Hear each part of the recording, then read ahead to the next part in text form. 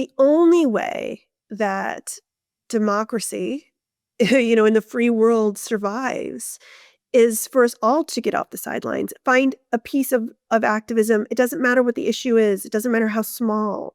Just find something you're passionate about and do that work, right? Alice Walker, the poet and author, always says, activism is the rent I pay to live on the planet. And we all have an obligation to figure out how we pay that rent.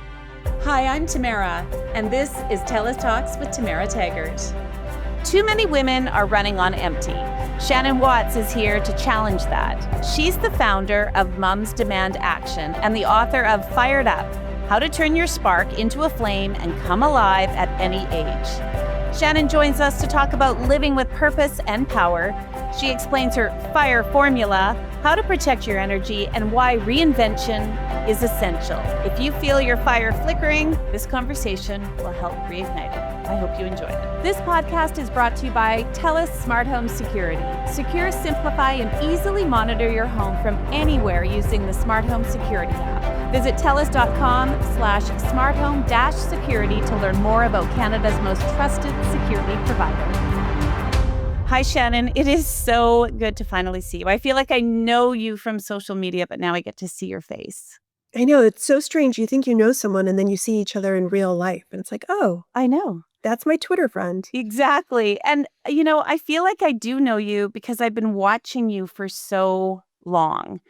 And now you have a brand new book out. And you're just constantly evolving. And I'm just thrilled to have you here to troll you. Thank you. So for people who don't know your background, can you maybe, I know you from when you started Mums Demand Action. So what is Mums Demand Action?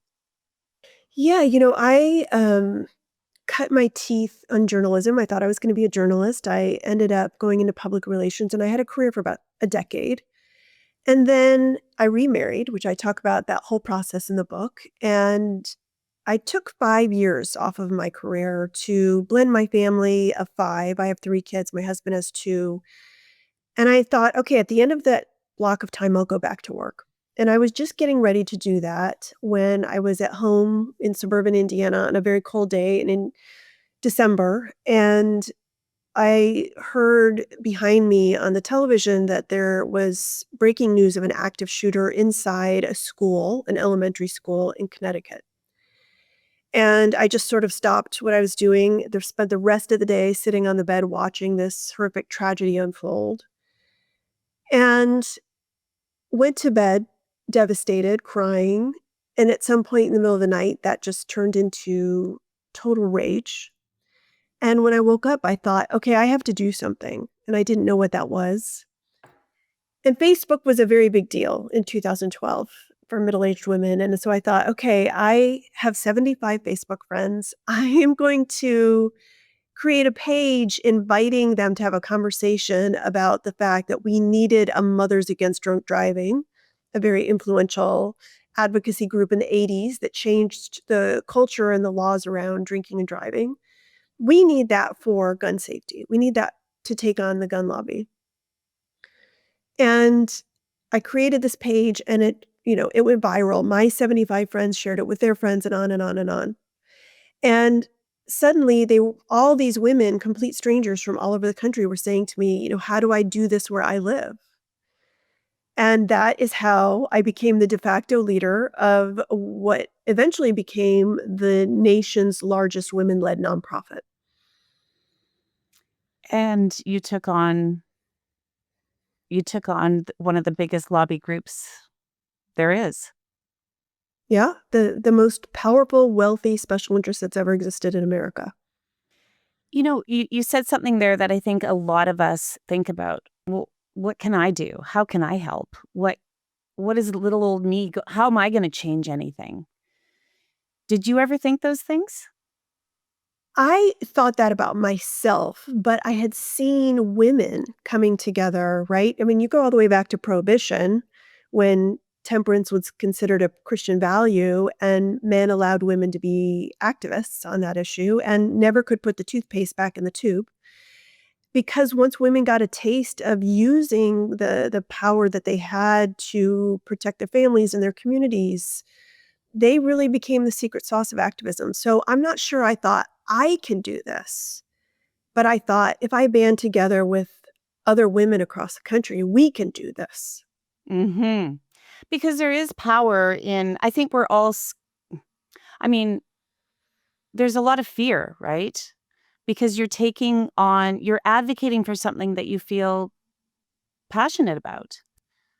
Oh, yeah. I mean, in those early days, look, the good part about not knowing I would become a public figure was that women could easily find me online, my phone number, my email. I'd answered my DMs. But the bad part of that, the flip side, is that gun extremists had access to my information too. And so, within hours, I was getting threats of death and sexual violence to me, to my family. And people were also DMing me and emailing me and calling me and texting me and saying, horrible things. And I called the local police department because I had seen someone driving slowly by my house, and they sent an officer out, and he came, and I told him what was going on, and he said, "Well, ma'am, that's what you get when you mess with the Second Amendment." And I just thought, "Okay, here we go, like, I have a choice. I can either double back or I can double down." And I, like so many women across the country, realized, if I lose my kids, I have nothing left to lose. I can't afford to be silenced, to allow myself to be intimidated. And so I think when you take that next step, which is, I refuse to let these people bully me, then you just make the decision to move forward. Mm. And but okay, so you start Moms Demand Action, and it's not an overnight thing. You worked for a long time, and not on your own. You rallied other people. Other people were attracted to your advocacy. One of the things, in my experience is when you start sharing stories, it connects with other people, and they want to become part of that advocacy too, to create change. And we're talking about positive change. It's not like we're talking about, you're not advocating for something horrible. You're actually advocating for positive change that will save lives. Um, how did you attract or bring other people onto your team? Yeah, a lot of this kind of speaks to the book, which is we each have our unique formula that we bring to the table. And I talk about this being your fire formula, your abilities, your values, and your desires. So for me in 2012, I brought one skill set, a very specific skill set that I had spent tens of thousands of hours honing in college and in my career, and that was corporate communications. I knew how to create a brand. I knew how to tell a story. I knew how to talk to the media, right? All these things that I had helped clients do for so long, I could do. And so those were my abilities. My values were protecting my family and my community. My desire was to be arm in arm with this badass army of other women, right? But women all across the country brought their formulas to the table too. I mean, women who knew how to organize, women who knew how to build a website, women who were lawyers, like it just went on, pediatricians. And so that ability to, I cut my teeth at General Electric. Like I knew what would be compelling and what would cut through the noise. And I think because of that, we looked like a very sophisticated, credible organization much sooner than we were. But also, women felt like superheroes wearing their red shirts and stepping into their motherhood as activists and thanking and shaming lawmakers. Like, women don't have a ton of power in this country, but we can be pragmatic and pull the levers that we have. And I think that the brand ultimately that was created did that. And advocacy is not a one-person show. And I think that sometimes people think it is, or they treat it like it is when they are advocating for something. It's teamwork to like you have to have a team of exactly like you mentioned, right? And that's probably where I mean, you're right. I think I always looked at Mom's Demand Action as like this well-oiled machine that just kind of appeared, right? Because you were doing it so well because you had a team of like-minded women whose common goal was for the greater good of children and families and like all of us, really. I mean, regardless of where we lived, regardless of our religious background, our political background, whatever walk of life we came from, we had a shared value, which was children should be safe in their streets and in their schools, and gun violence should not be the leading cause of death in America. And that really brought us together. I mean, this idea of activism being about more than one person, I don't think very healthy movements are about one person. And I intuitively began to take the I out of the way I spoke when I started Moms Demand Action and went to the we, because it wasn't me or my organization. It was all of us coming together for a common purpose. And I can remember in the early days, I was on a call and one of the volunteers lived in Silicon Valley. And at the end of the call, she said, "Don't get founder syndrome, whatever you do." And I said, "Of course not." And then I hung up and I had to Google, like, what is founder syndrome? And it's this idea that, particularly in Silicon Valley, if you start something and your ego is so enmeshed in it, what happens is when everything ends, right? And so when you decide to walk away, either you want to burn it down because you can't stand the idea of it living without you, or it can't survive because it is a part of you. And I did not want that for Moms Demand Action. I didn't want it to be I wanted it to last into perpetuity and not to be harmed by, my ego. And so I would ask myself every year, is this the time for me to leave?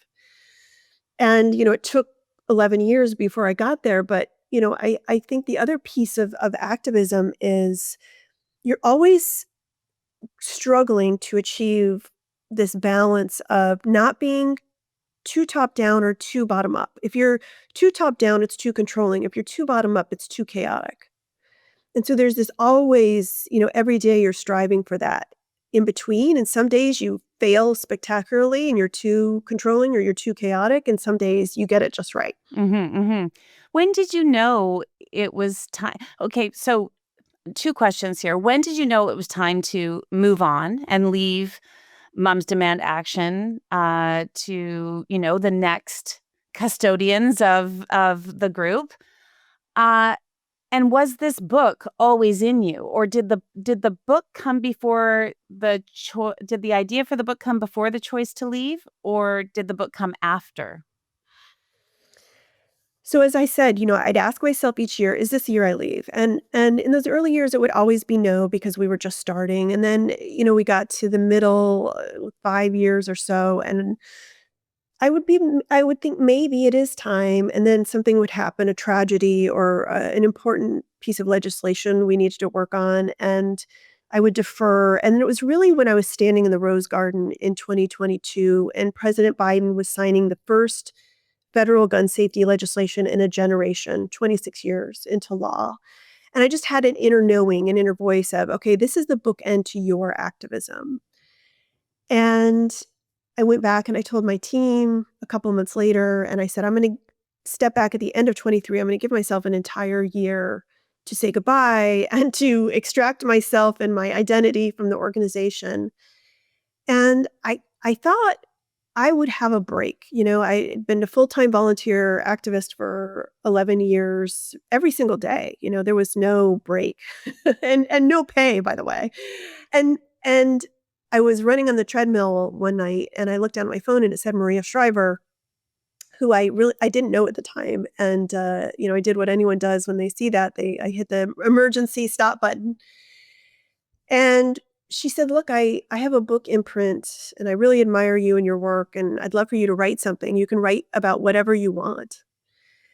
And I had not been planning to spend the next 9 months sitting in a chair, a very solitary adventure, right, of just sort of looking at a screen every day. But the more I thought about it, the more I realized I had one more book in me, and that was, the first book was really a manual about activism and how to advocate and how to make change on an issue. What I wanted to write about was the fact that I had seen so many times over and over again, women had brilliant ideas and they did not end up acting on them. And I really believe that is because men are socialized to follow their desires and women are socialized to fulfill their obligations. And I wanted to look at that in more detail. Maria Shriver just, yeah, happens to text you. Yeah, just, oh, write a book, Shannon. No wonder you did. So this book is, I mean, let's talk about the book because I think that this is the book that because people ask me all the time, they don't know how to get involved, right? And a lot of times people just want to be asked to help because they don't know how to help. So, when I started a group called Down Syndrome BC, and it's an advocacy group for people with Down syndrome in our province. Um, and we ask people to help us all the time because I find people want to help, they just don't know how to. And they don't think that they have anything to offer. And that's not true. We all have something to offer. But your book, So Fired Up, How to Turn Your Spark into a Flame and Come Alive at Any Age. There it is. Perfect. This is, to me, this book explains how you can, help create change. You can come alive at any age. I mean, I'm assuming you and I are around the same age. And I find that my life changed once uh, my own idea of myself changed once I turned 50, which was, quite a while ago now, it feels like. And I do feel like I was fired up. Like, what's your explanation of this book? This is a roadmap for how women can come alive. We're hearing so much right now in the zeitgeist about what women are doing, which is amazing. That wasn't happening, especially for women midlife, in my mom's generation.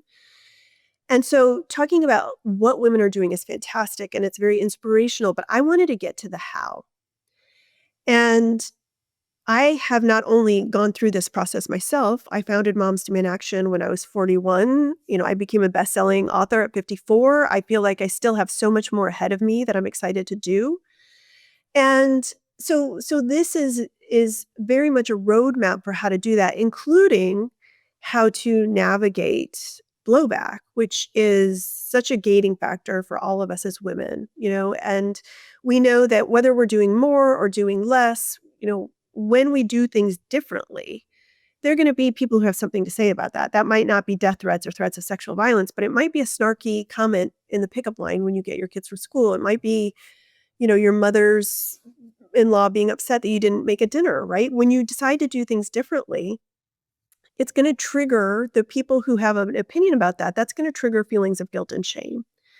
And I talk in the book about how we all have these extinguishers that protect us from feeling those feelings, and often those are what put our fire out and keep us from moving forward.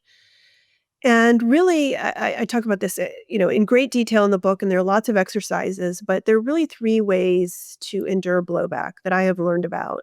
The first is to determine, who's the blowback coming from. And very often we take personally something that isn't, but blowback is all predictable. None of it is personal. And yet we always internalize it as though we should take it all in equally and feel it. And we don't have to, and we shouldn't. So determine whether you care about this person's opinion. The second way is to reframe it. And I had the honor of interviewing over 70 women for this book, including Sharon Salzberg and Kristen Neff, these experts in meditation and self-compassion. And so we talk about ways that you can endure those feelings in your body and know and acknowledge that they will pass and that you will get through it, that it doesn't need to make you turn back. And then the last thing is just to remember, that we are all role models. And when we endure blowback, go through the messy middle, get through the other side, and take baby steps toward whatever we want, it might be political, professional, personal, that we're setting an example for other women. And it creates this virtuous circle where it gives other women courage to, God forbid, fail, right? We're all so afraid of failure. Men are not. from Beto O'Rourke to Elon Musk. They fail and they keep going and they still get all kinds of opportunities. And we feel this need to disappear. Yeah, I mean, it 100%. Absolutely. Especially when it comes to, I keep thinking about volunteering, right? And that word. Because so much of what we do is really classified as volunteer. Like like we volunteer the mental load, we volunteer the caregiving, we volunteer so many things, even though we're also, working and earning money, or maybe we're not. Like right home, I'm at home stage of my life, which can be very it can feel like you're not contributing. And there's reasons for that. My son has a disability. He can't be left alone. He refuses to go to school. These are all things that are very normal for many women, because I'm in the caregiving role and also the cleaning role and also the organizational role. But this is a season of my life. This is not forever. That's a hard lesson, the learning that something is not forever, even though it can feel like forever. Does that make sense to you? Yes, and that's what I talk about is that we become so overwhelmed. And look, what would happen if women did live the way that I'm suggesting in this book? That we wake up every day and ask ourselves, "What do I want?" And right, that could be anything from a very what seems small, like a tough conversation, to something very big, like changing your career, or going back to school, extracting yourself from an unhappy relationship. Like it runs the gamut. But if we asked ourselves, what do I want? We know what would happen. Institutions would tumble, governments would fall apart, family systems would fail, right? Like we are the backbone of so many things. And I think that's why I talk about these false fires in the book. We start to believe things like happiness or purpose or um, busyness. Those are somehow our desires and not our obligations. And I interview uh, Eve Rodsky, who wrote the book Fair Play, all about gender equity, and she calls it "We become CIYOO, complicit in your own oppression."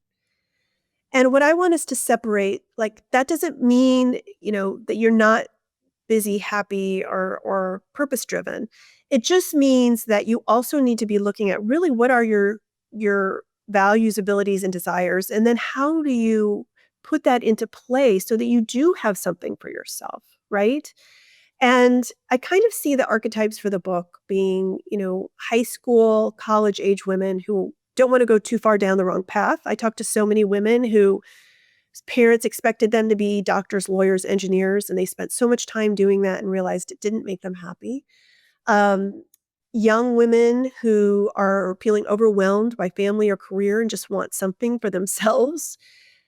Empty nesters, women like me who finally have time on their hands to pursue what they want. And then women who are retired in their 60s, 70s, and beyond who still have so much runway. That's what's inspiring to me. I interview a woman in the book named Carol who always wanted to be an author, but she ended up being a phys ed teacher. She had to pay the bills. She did it for 30 years. And then when she retired, she went to volunteer in an animal shelter, and she came up with this idea of a book about a couple who falls in love there. And she goes home and she teaches herself over the course of months and years to write a book, the chapters and the dialogue and all this. And then at the end, she says, I deserve to be published. I don't just want to self-publish. She sent that manuscript to 218 publishing houses and was rejected 218 times. On the 219th time, she sent it to a man who loved dogs, and he gave her a book deal, and she became a published author in her 70s. Like, she just didn't give up. She just kept that formula going over and over again until she finally had what she wanted. But you're right. We have this narrative in our heads that we've been really groomed for. And the grooming has taken place over generations of who women should be, what our role is, and what we should aspire to, really. And so when women step out of that, it's uncomfortable for people around us. And I find like that's the danger zone because it's easy to feel like, oh gosh, they're right. If you're having a moment of weakness, which, we all do, I do all the time, right? Where I doubt myself or I doubt what I'm doing, or I'm like, oh, was that tweet too mean? Or should I not have said that to that government person? Or should I, you know what I mean, in my advocacy? And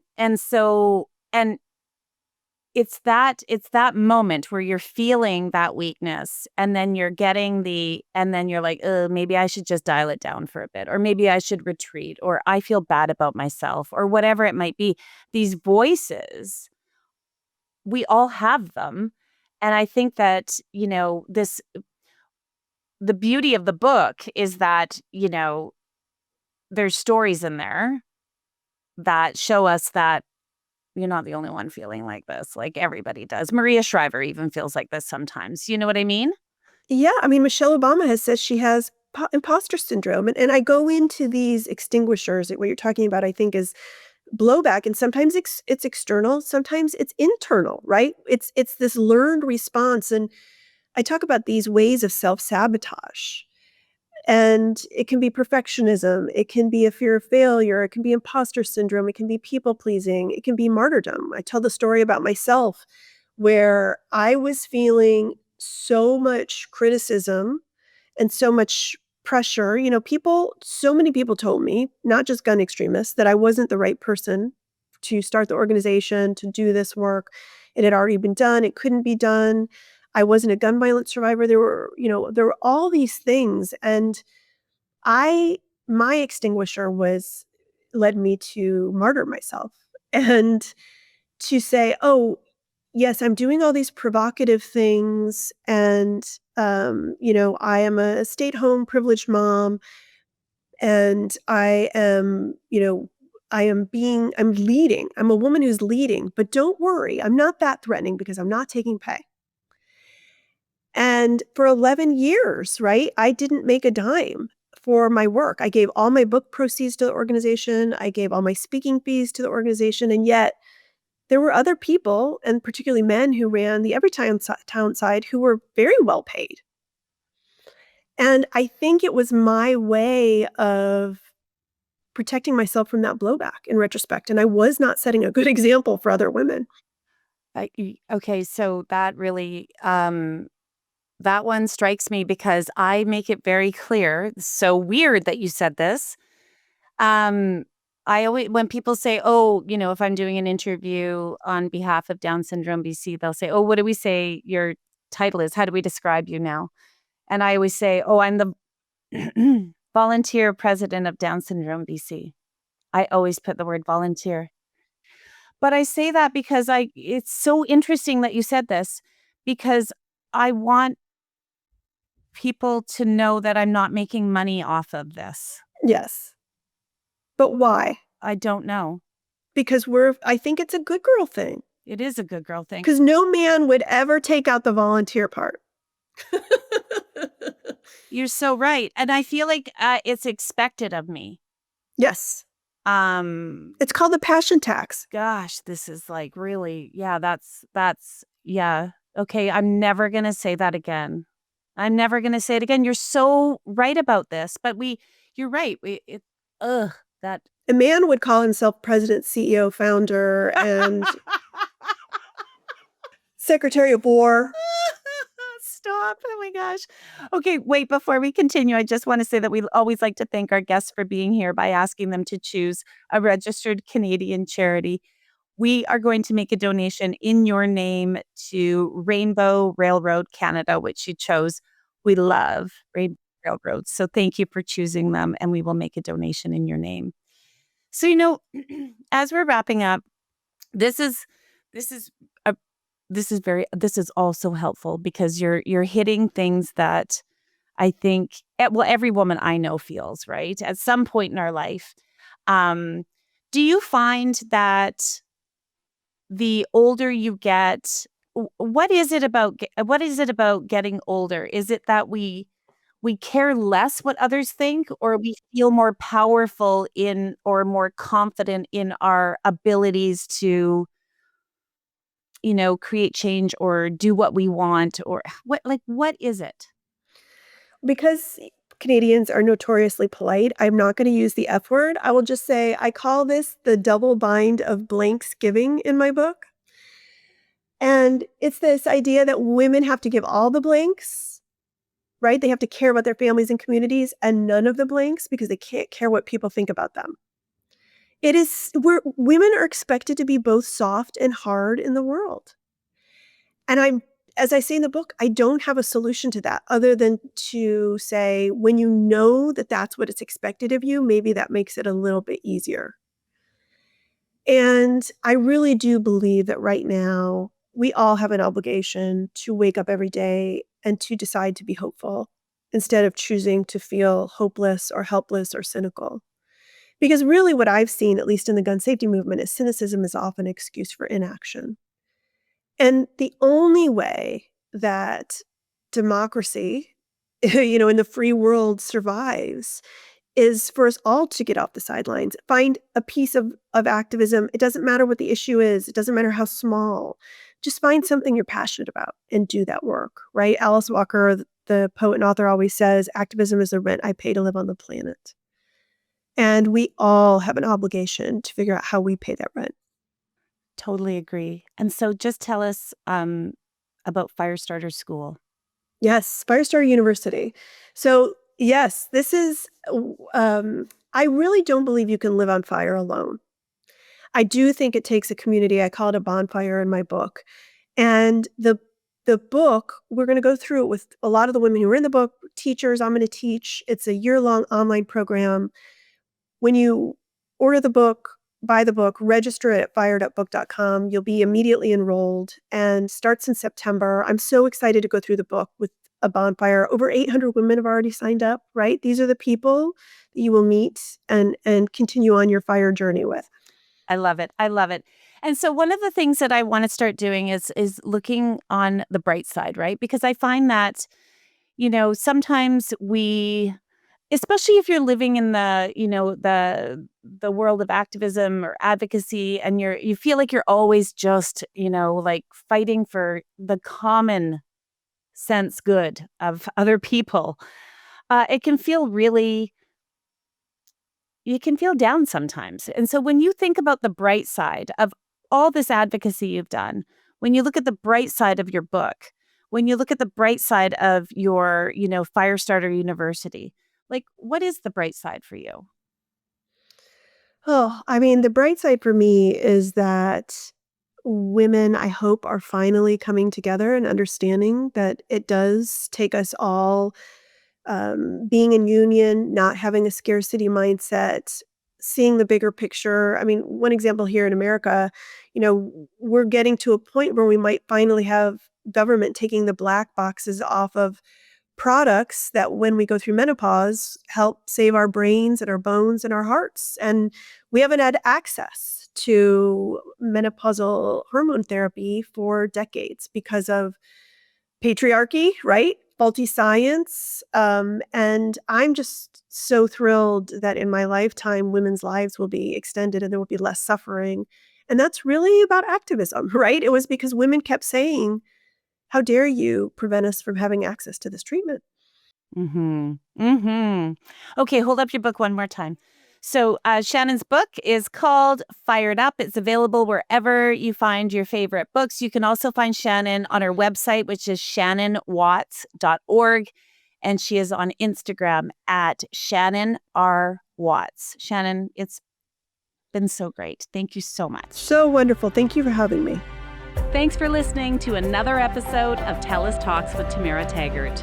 Be sure to subscribe so you can join us every Tuesday for another conversation. You can also check out our website, telus.com/podcast, and subscribe to our YouTube channel at TELUS Talks.